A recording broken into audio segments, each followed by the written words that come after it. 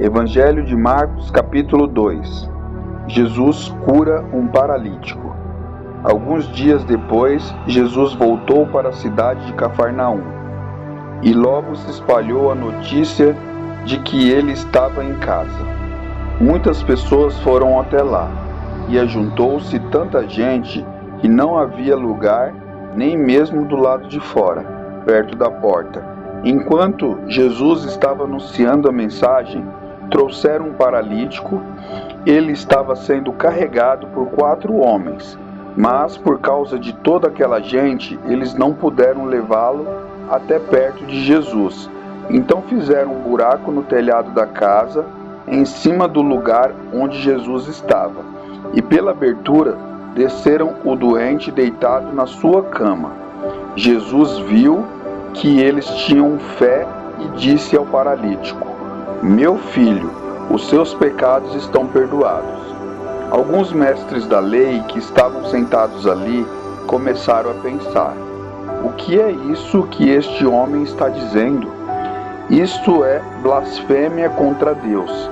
Ninguém pode perdoar pecados, só Deus tem esse poder." No mesmo instante, Jesus soube o que eles estavam pensando e disse: "Por que vocês estão pensando essas coisas?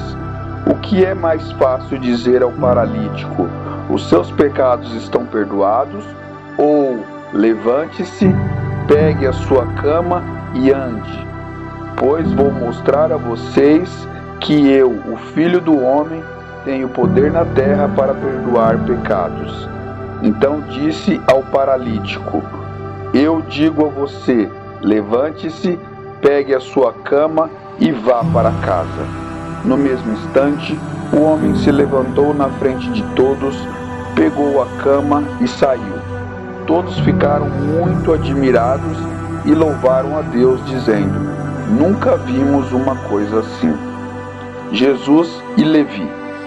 Jesus saiu outra vez e foi para o lago da Galileia. Muita gente ia procurá-lo e ele ensinava a todos.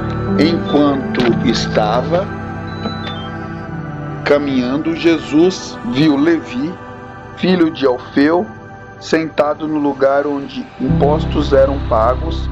Então disse a Levi: "Venha comigo." Levi se levantou e foi com ele. Mais tarde, Jesus estava jantando na casa de Levi. Junto com Jesus e seus discípulos estavam muitos cobradores de impostos e outras pessoas de má fama que o seguiam.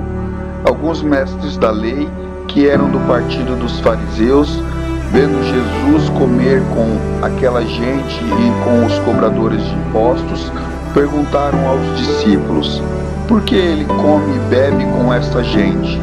Jesus ouviu a pergunta e disse aos mestres da lei: "O que têm saúde não precisam de médico, mas sim os doentes. Eu vim para chamar os pecadores e não os bons." Jesus e o jejum. Os discípulos de João Batista e os fariseus estavam jejuando. Algumas pessoas chegaram perto de Jesus e disseram a ele: "Os discípulos de João e os discípulos dos fariseus jejuam. Por que é que os discípulos do Senhor não jejuam?" Jesus respondeu: "Vocês acham que os convidados de um casamento jejuam enquanto o noivo está com eles? Enquanto ele está presente, é claro que não jejuam, mas chegará o tempo em que o noivo será tirado do meio deles. Então sim, eles vão jejuar. Ninguém usa um retalho de pano novo para remendar uma roupa velha, pois o remendo novo encolhe e rasga a roupa velha, aumentando o buraco. Ninguém põe vinho novo em odres velhos. Se alguém fizer isso, os odres rebentam, o vinho se perde e os odres ficam estragados. Por isso o vinho novo é posto em odres novos." Jesus e o sábado. Num sábado, Jesus e seus discípulos estavam atravessando uma plantação de trigo. Enquanto caminhavam, os discípulos iam colhendo espigas. Então alguns fariseus perguntaram a Jesus: por que é que os seus discípulos estão fazendo uma coisa que nossa lei proíbe de fazer no sábado?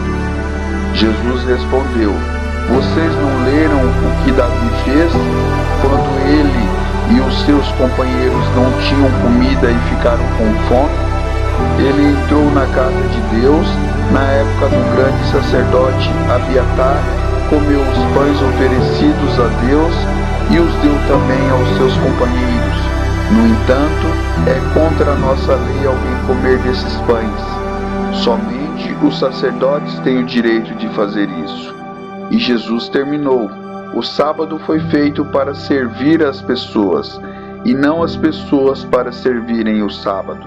Portanto, o Filho do Homem tem autoridade até mesmo sobre o sábado. Amém.